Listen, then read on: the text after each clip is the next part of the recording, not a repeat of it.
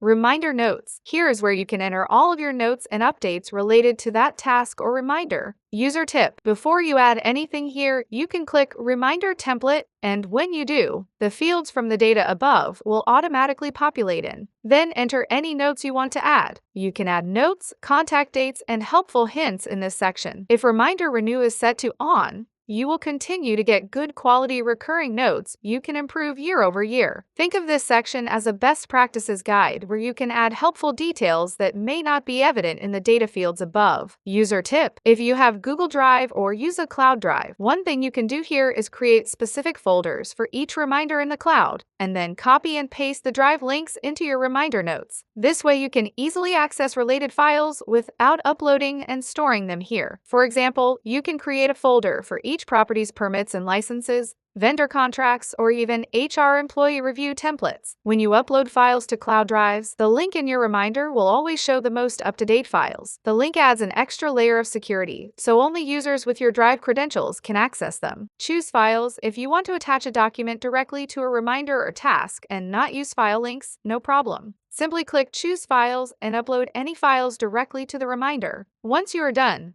click Save Proceed to Email to go to the next screen.